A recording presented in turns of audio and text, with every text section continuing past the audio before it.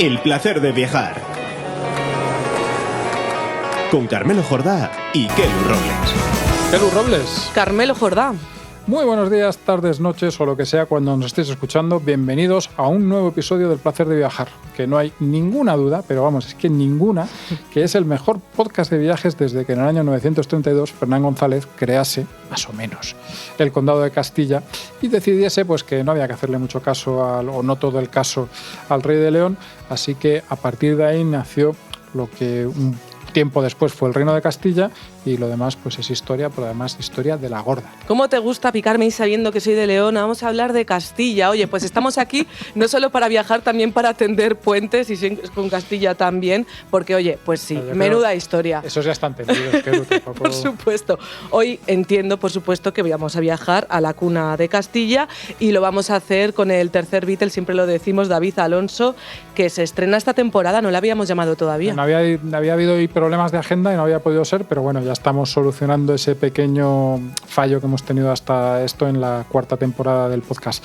David nos va a llevar al Valle de Arlanza, que es, como decimos, uno de los rincones más bonitos de Castilla y de España, y es uno de esos que lo tiene absolutamente todo. Pues tiene pueblos preciosos, tiene monumentos, tiene naturaleza.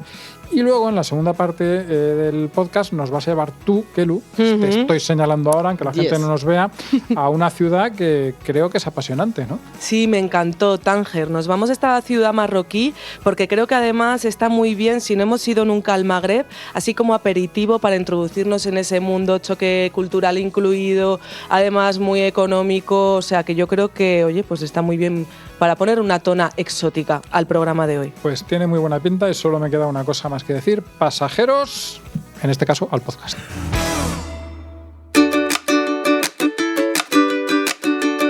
David, bienvenido una temporada más al Placer de Viajar. Un placer, nunca mejor dicho, que vuelvas a estar en esta mesa y que nos cuentes tus viajazos. Muy buenas. Hoy nos vas a llevar a una zona que, como decíamos al principio del episodio, es clave en la historia de España.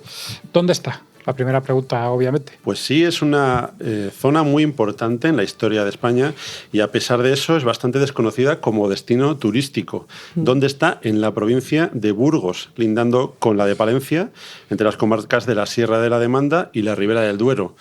¿Y qué es lo que pasa en esta zona? Pues que los castellanos llegaron al Valle de Arlanza, que es la zona de la que vamos a hablar. Ya hemos roto el suspense, por fin. Sí, lo he roto.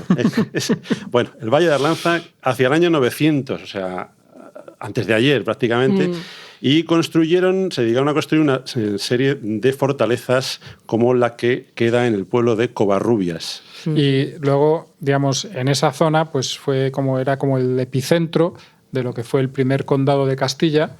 Lo contábamos antes, pues en el año 934 más o menos, y a partir de ahí pues ya fíjate. Claro, todo lo que vino después. Todo lo que vino. De hecho, hablabas de Covarrubias y todas estas cosas hacen que esos pueblos sean preciosos. Uno de los más bonitos, aunque no es el único, que hay muchos más. Correcto. Bueno, por esta zona podemos encontrar el pueblo de Lerma, que es conocido porque allí vivió el duque de Lerma, el archiduque, el conocidísimo, archiconocido, duque de Lerma, ¿verdad? ¿Y qué podemos ver en Lerma, además de degustar algunas de sus mejores platos y de sus bares? Un sitio en el que se come muy bien. Mucho tapeo. Exacto. Un tapeo maravilloso, como en todo Castilla. Bueno, pues allí podemos ver el Parador Nacional o el Palacio Ducal, ahora Parador Nacional, y si podemos, alojarnos en él, que será un gustazo, seguro. Hombre, Pues sí. Aquí somos muy fans de los paradores. Lerma es un sitio muy peculiar porque, siendo como es un pueblo relativamente pequeño, o sea, una ciudad, si quieren, para que no se nos cabreen los de Lerma, pequeña, pues resulta que es uno de los sitios de España que tiene todo un programa arquitectónico, que fue el que aplicó el duque de Lerma, pues que tenía una fortuna descomunal, conseguida, en fin, de aquella forma, por decirlo. Ya entonces no todo era limpio y había algunas cosas cuando te acercabas al poder.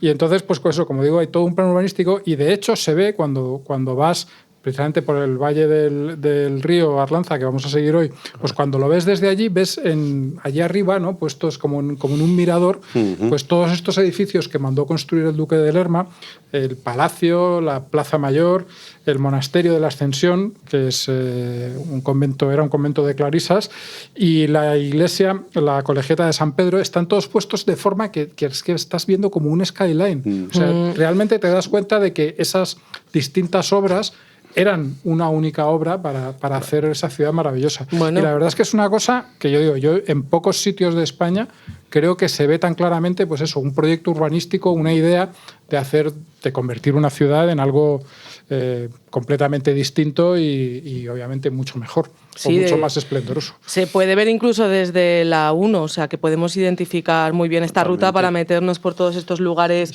que decías. ¿Por dónde seguiríamos, David? Bueno, subiendo por la A1, es verdad, lo que tú dices, nos ha pasado a muchos cuando viajas con el coche y dices, ¿qué es esto? Pues es Lerma, ya estás en el Valle de Arlanza. Es que desde la 1 la vista es distinta porque es como más medieval.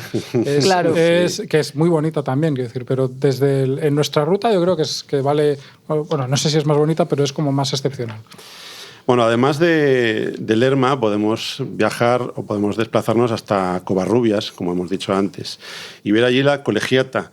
¿Y qué es lo que podemos ver en la Colegiata? Bueno, pues los restos de una princesa vikinga que se llamaba Cristina. Pero Cristina con Cristina K. con K, como Cristina él. con K, claro, es noruega, pues Cristina con K. No de Ocupa, sino de Noruega, ¿verdad? Bueno, y además, otro personaje muy famoso, sobre todo por su importancia histórica en Castilla, que es Fernán González, que fue el primer conde de Castilla. Y además tenemos allí la torre medieval del mismo nombre que Fernán González, que destaca muchísimo en todo el entorno de la villa, que es una maravilla recorrerla con esa arquitectura castellana muy típica. Yo diría que Covarrubias es el pueblo perfecto, porque es el pueblo en el que realmente no hay nada que como que te estropee la idea que tienes, ¿no? Llegas allí y empiezas a ver ese pueblo y dices, ¡ay, qué bonito es esto! Fíjate, todo perfecto, tradicional, y no te encuentras absolutamente nada que te quite de esa perfección medieval.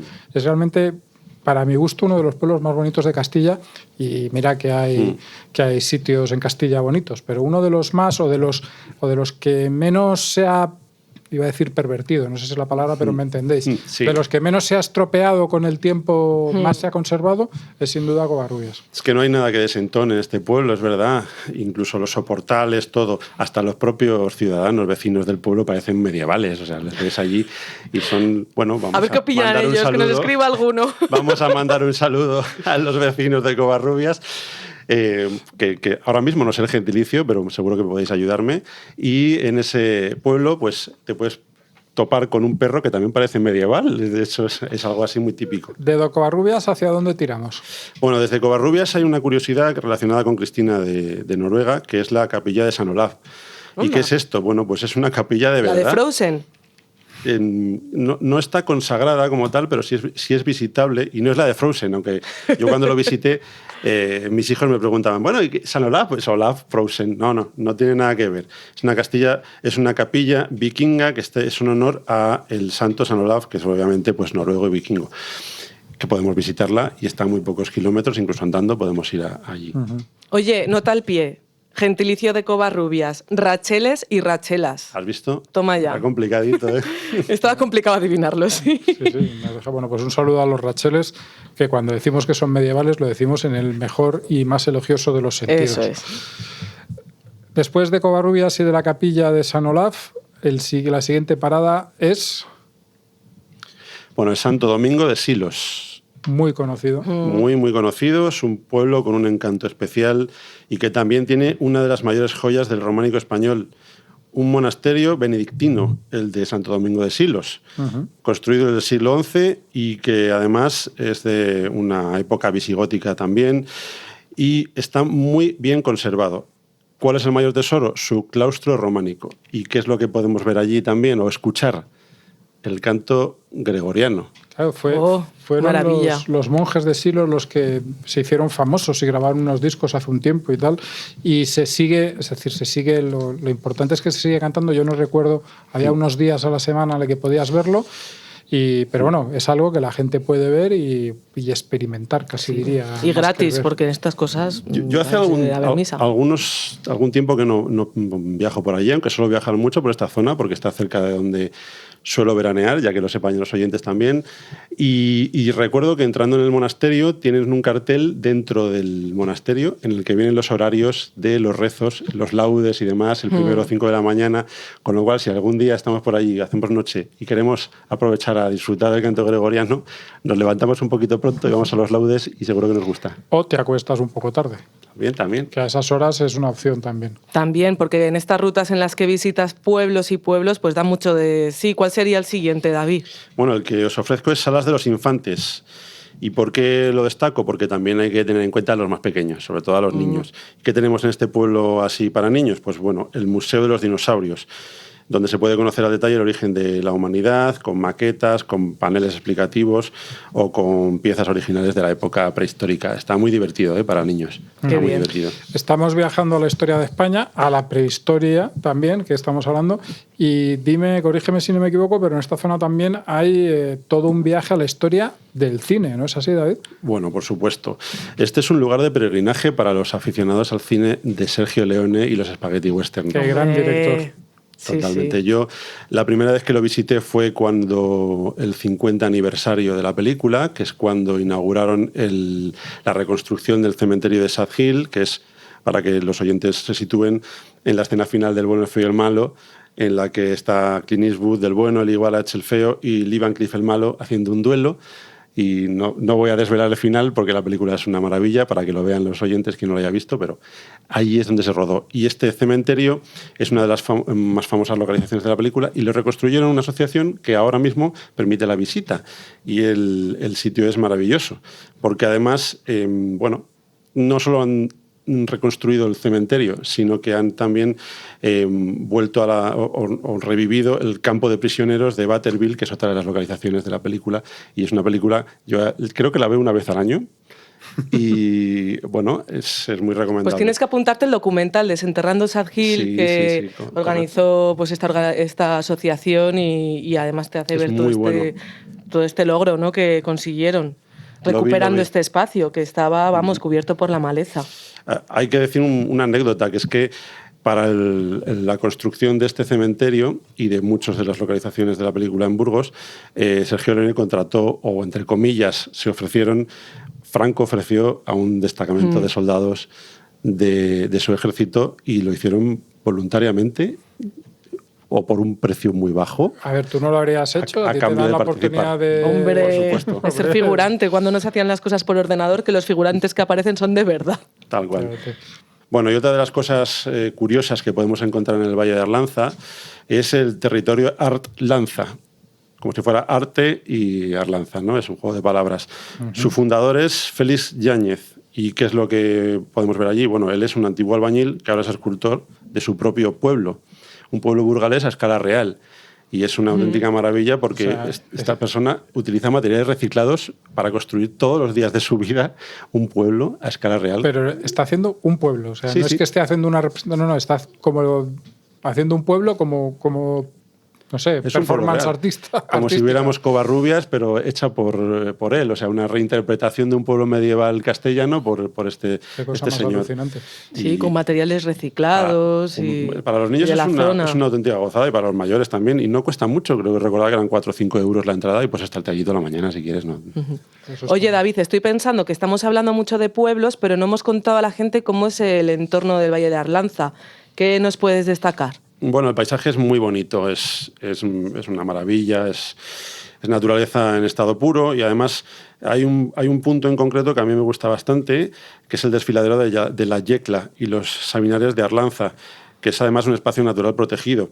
Es una grieta enorme que separa las montañas, profunda y estrecha también, y con una belleza sin igual. Y además está rodeada por montañas que están pobladas por buitres, con lo cual tienes también fauna, aparte de flora. Es un sitio maravilloso. Es un sitio muy curioso porque, antes las cosas eran de otra forma, pero la carretera pasa por allí. Es decir, la carretera aprovecharon el desfiladero natural para hacer la carretera.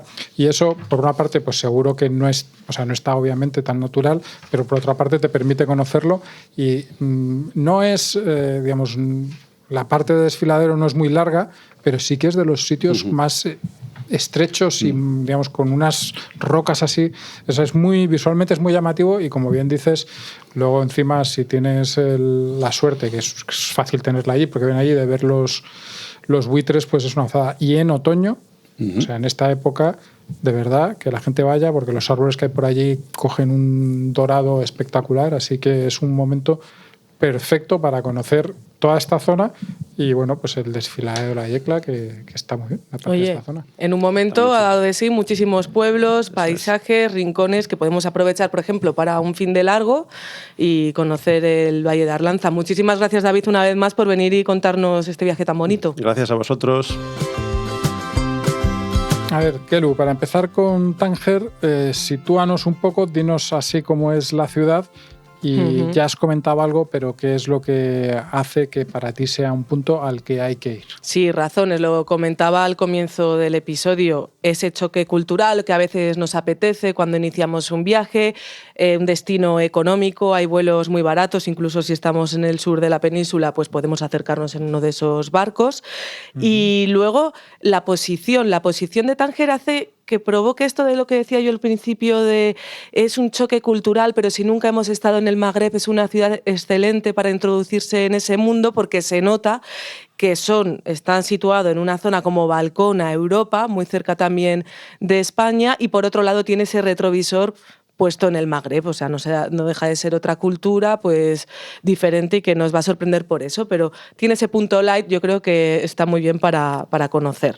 El hecho de que esté en la costa, de que además tenga un puerto que es importante y que lo curioso del tema es que cada día es más importante, pues le da un carácter diferente al de otras ciudades marroquíes, ¿no? Sí, yo cuando había ido había conocido otras ciudades marroquíes antes que Tánger, entonces realmente me sorprendió conocer su casba, que es como llaman allí al casco histórico, una casba marinera. Es un tanto diferente a otras porque para empezar tiene un carácter defensivo, ¿no? Está ahí al lado del mar, entonces tenía que defenderse y esto se nota y esto significa que está ubicada en un alto, ¿no? La parte más antigua de Tánger.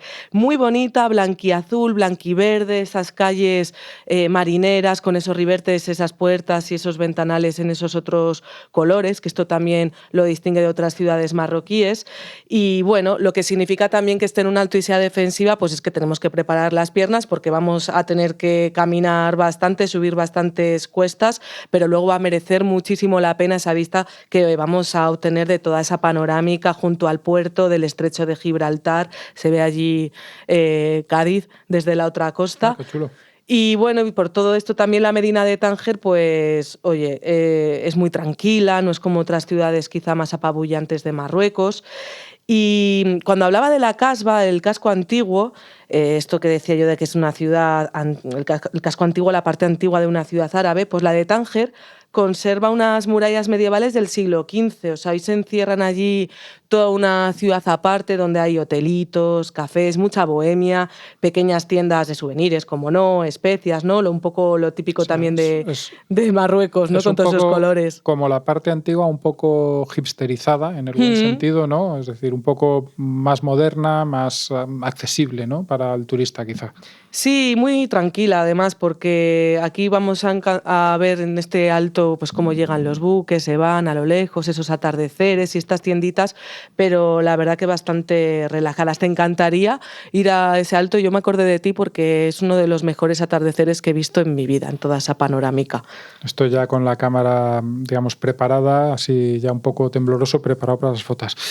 Kelu, hazme un recorrido que incluya así lo importante, que no nos pierda nada y sobre todo ya sí puede ser pues que nos apañemos para no estar todo el rato subiendo y bajando las cuestas. Claro, es que esto ya lo decía, es importante. Mira, yo os propongo recorrer la Medina partiendo desde lo alto, o sea, hacemos una primera subida grande, pero a lo más alto, con una visita incluida ahí arriba al Museo de la Casba, que está muy bien, está en una antigua residencia del antiguo sultán, tiene un jardín tipo andalusí preciosos, esos que se nos van a quedar en la retina. Y así obtendremos previamente una visión de lo que luego conquistaremos más tarde a pie. Luego vamos a descender por todas esas callejuelas y eso significa que también iremos hacia el puerto, ¿no? Hacia el final. Todo esto en una constante de callejuelas laberínticas. Hoy es verdad que gracias al Google Maps nos vamos a ahorrar mucho lío. Sí. No es tan serpenteante como otras ciudades. Yo creo que es más fácil Tánger que otras ciudades marroquíes, pero bueno, que al final nos encontramos y como hemos visto el puerto desde lo alto, pues luego vamos a llegar muy fácil. Y te decía antes lo de que es una ciudad bohemia. Sí, te quería preguntar porque yo tengo, digamos, en mi destartaladísimo destotadísimo cabeza, voy a decir palacio mental, pero palacio no, es el trastero mental que tengo, me suena Tánger eso, es una ciudad como Bohemia, que ha habido allí gente famosa. Sí, mucha gente ha pasado por allí, mucha gente vuelve motivada porque esas personas han pasado por allí. Uno de ellos fue Henri Matisse, el pintor, se retiró a vivir a esta ciudad a principios del siglo XX y lo mejor es que si vas caminando por las calles puedes comparar algunas de las estampas de sus obras en estas calles. Él se basaba en esos paisajes reales y claro, algunos de los locales han sido muy listos y reproducen esas postales en la misma esquina que retrató Henri Matisse. A mí ahí me tendrían conquistadísimo. Quiero decir, yo ante esas cosas, incluso sabiendo que son una pequeña trampa para turistas, yo pico, pero fijo. Yo piqué. También pasaron por allí Mark Twain, Francis Ford Coppola y bueno, pues los tangerinos tienen muchísima mitomanía hacia estos personajes y bueno, pues a los turistas también les encanta saber. Estas anécdotas, yo me fui guiada por estas cosas a un café, el Café Baba, es uno de los pocos cafés que además abren hasta tarde dentro de la Medina, donde la gente está fumando sus cachimbas, otras cosas que no son sus cachimbas, y donde las mujeres son bien recibidas, ¿eh? Aquí no nos vamos a sentir extraños, están acostumbrados a recibir a muchísimos turistas, porque por este café han pasado los Rolling Stones, Kofi Annan, Patti Smith, los reyes de España, los reyes de Suecia, y ahí tienen fotos que recuerdan esos momentos. Hoy es verdad que está un poquito desvencijado, pero mantiene, digamos, la autenticidad. Yo creo que no buscamos tampoco... Y esas cosas le dan, a determinados sitios le da cierto encanto, ¿no? Sí. Si llega allí y te lo ves todo diseño sueco nuevo, pues no mola. No se ha pervertido al occidental, mantiene su propia esencia. Yo creo que eso es lo que nos importa. Si podemos estar allí a gusto y pensar que toda esa gente ha pasado por allí, además son simpatiquísimos, pues mejor que mejor. ¿Y qué se toma en el Café Baba? Mira, te puedes tomar un cóctel sin alcohol que se llama Sex on the Beach, que aquí también existen. Allí el alcohol está prohibido. Sí que es cierto que existe en locales occidentados, hoteles. Es muy caro, pero en una tetería de este tipo no vamos a encontrar alcohol. Pero los tés están buenísimos, de menta, cómo los preparan, súper dulces, riquísimos, vamos. A ver, todo lo que me estás contando, la verdad es que suena muy bien, pero yo...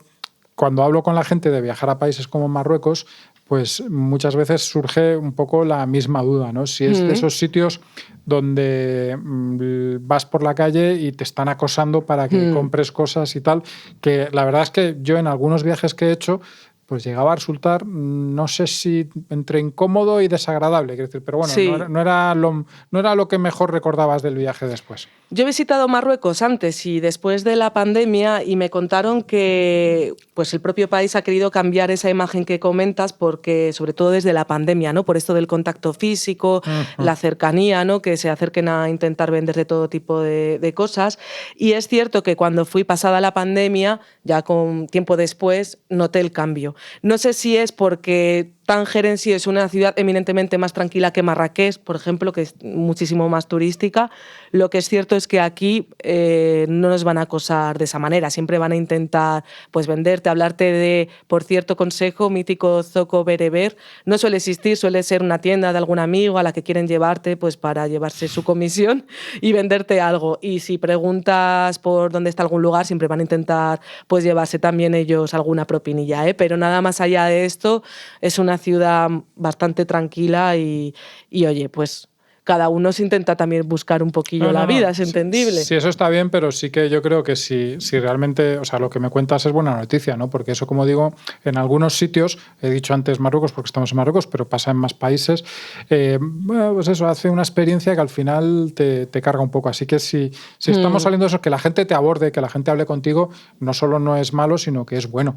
El tema es que se pusiesen... Y nos tienen mucho cariño, ¿eh? Además, siempre hacen muchas referencias a cosas de la actualidad española, así como para llamar tu atención. Ay, okay. Y nos conocen, ¿verdad? En muchos sitios de esto es una cosa que sorprende. Bueno, vamos recorriendo cosas de Tánger. Fuera de la Medina, ¿qué nos recomiendas visitar? Pues es que fuera de la Medina existe otro Tánger, que es cierto que está más occidentalizado dependiendo del barrio. Es un Tánger que recuerda a su palacio como zona internacional. A mí me parece muy interesante este periodo. Fue cuando la ciudad era un protectorado ejercido por varios países hasta la independencia de Marruecos en el 56. Y bueno, pues esto hace que sea también una ciudad muy multicultural. Ahí han llegado países, o sea, gente de todos los países, más recientemente, pero también si nos vamos siglos atrás hay que pensar que es una ciudad por la que han pasado fenicios, cartagineses, romanos, almorávides, portugueses, españoles. Y en esta época en la que era ciudad internacional, por ejemplo, si no recuerdo mal y no me equivoco, luego lo revisamos, y si me equivoco lo borras, Kelu. Vale. Pasaron por allí los beatniks también, o algunos beatniks, a ponerse hasta las trancas de distintos tipos de sustancias. Anda, pues puede ser, no me extrañaría nada, lo miraremos. También en este barrio hay una villa conocida como Ville Nouvelle, allí se encuentra el mítico Gran Café de París, estamos hablando lógicamente de una zona francesada, y la Plaza de Francia, pero sobre todo allí está muy cerca la Casa de España, el Teatro Cervantes. No habrá taxista que cojas que no te hable de estos dos lugares cuando identifique que eres español. En este sentido siempre se ofrecen pues para llevarte a dar una vuelta y oye, está muy bien revisar también esa faceta de la ciudad cuando los españoles estuvimos allí presentes. Nos gusta mucho siempre seguir nuestras huellas por el mundo. A ti, Kelu, personalmente, ¿qué es lo que se te ha quedado de Tánger? ¿Qué rincón de Tánger o qué punto de Tánger recuerdas con más cariño cuando piensas en la ciudad? Pues recuerdo con muchísimo cariño, me encantó la plaza del 9 de abril. Es un reducto hipster, más o menos, porque conserva dentro del gran zoco, ¿no?, que es la plaza. A partir de ahí empieza el zoco de la ciudad, donde vamos a ver todos estos puestecillos. Pues antes, ¿no?, como antesala, está la plaza 9 de abril, que tiene muchísimo jaleo, no paran de pasar los coches, dar vueltas, taxi, gente, pero allí hay un lugar que se llama Cinema Riff, es un pequeño cine, un antiguo cine instalado en un local de 1938, un lugar con historias, y ahí encontraremos a los jóvenes más cool, más hipsters de Tánger, tomando cafés, tés, que triplican los precios del resto de la ciudad o de la Medina, eso seguro, ya lo aviso. Pero siempre hay allí pues muchísimas exposiciones, se nota que todavía esa bohemia, ese interés por lo cultural a nivel internacional pervive, y me encantó porque al estar en ese lugar, puerta al Gran Zoco, me llamó mucho la atención ese contraste de los dos ambientes, del bullicio por un lado y de luego ese reducto de paz y tranquilidad, y además con ese toque cultural por otro. Oye, y curiosidad, estás hablando de sitios para tomar tés y cafés, pero para comer, ¿qué tal se come allí? Muy bien, a mí me encanta Marruecos. Es cierto que no tienen una gastronomía tan extensa como la española, pero es que si hablamos de gastronomía, cuando hablamos de viajes, siempre vamos a decir esto, ¿no? Tenemos... Sí, casi quitando, pues no sé, Francia, China y poco más. Lo bueno en el caso de Tánger es que además de los clásicos marroquíes, aquí alguna vez hemos hablado de esas pastelas, de esos dulces, del cuscús, ¿no?, del cordero, tenemos que añadir también pues los productos del mar, los pescados. Hay muchísimos locales que te están haciendo sardinas en la calle, que te venden todo tipo de mariscos, de pescados a un precio impresionante, y yo creo que aquí queda ya casi muy lejos, ¿no?, salvo los espetos en Málaga, ¿no?, que todavía se pueden ver, queda muy lejos esta imagen de que ver cómo te preparan un pescado en la calle, y entonces llegar a Tánger y ver esto y disfrutarlo encima a un módico precio, pues es increíble, me encanta. Y lo último, ¿para dormir? Mira, en Tánger hay un sitio que me encantó, está muy cerca del puerto, y allí se desarrolla la trama, está basada en este lugar, la trama de la novela de María Dueñas, ese bestseller que se llama El tiempo entre costuras. Bestsellerísimo. Muchísimo, sí, que se lleva a la pantalla también. Y bueno, por recordar, cuenta la historia de amor de Sira Quiroga, y la podemos revivir a tope si nos vamos al Hotel Continental, que está al lado del puerto. Es un alojamiento imponente frente al puerto, mantiene cierto aire señorial añejo. Hoy está también un tanto destartalado, ¿no?, pero también eso hace que no sea muy caro, ¿eh? Es barato quedarse, y podemos allí ver todos los lugares en los que luego se ha rodado y está basada la trama de esta novela. Y bueno, pues esa desconexión exótica, ¿no?, que podía buscar la protagonista, que busca mucha gente allí, pues ha llevado a muchas mujeres a buscar el relax, no solo en el Hotel Continental, sino a la costa tangerina. Y ya sabes que me gusta a veces colarte como este anecdotario del papel cuché. Sí. Porque no sé si recuerdas que Viviana Fernández es de Tánger, nació en Tánger. Confieso que no lo recuerdo, y si nos está escuchando Viviana, que nos perdone. Un saludo. Y Carmina Ordóñez, que a mí me gusta mucho también este personaje, ¿no?, de las revistas del corazón, pues contra todo pronóstico ella tomaba el sol en topless en las piscinas de los hoteles tangerinos. Luego ya allí tenía su casa donde hacía muchas fiestas. Pero bueno, que nosotros hemos estado allí desde hace muchos años, y luego también personajes así recientes. Bueno, pues una ciudad muy interesante. La verdad es que a mí se me quedan muchas ganas de ir. y tendremos que esperarnos para volver a viajar una semanita, Kelu, porque... Pues sí, es que el tiempo contigo pasa volando, Carmelo. Efectivamente. Que nos escuche la gente en las plataformas, en Es Radio, en Libertad Digital, que nos pongáis buena nota, ya que estáis, que como siempre os digo, es que a vosotros, ¿qué más os da? Pon un 5 y a nosotros nos ayuda, que se suscriban. Oye, Carmelo, te propongo un reto, y si no editamos lo que hemos dicho en antena, esto si no acertamos para captar a ver si están atentos nuestros oyentes y si alguno sabe la verdad de ese dato que hemos lanzado, que nos escriba. Yo creo que no nos he equivocado, pero que nos escriban los oyentes siempre están bien y tienen un correo para hacerlo, hablando de eso o de lo que sea. El placer de viajar @libertaddigital.com. Además, si alguien nos echa la bronca, vamos a comprobar que no han escuchado hasta el final este episodio. Efectivamente. Hasta la semana que viene. Hasta dentro de 7 días. El placer de viajar con Carmelo Jordá y Kelu Robles. Escucha este y otros programas cuando y donde quieras a través de los podcasts de Libertad Digital y Es Radio. Instala nuestra aplicación para iOS o Android. Entra en nuestra web Es Radio FM o búscanos en iVoox, Apple Podcast o Spotify.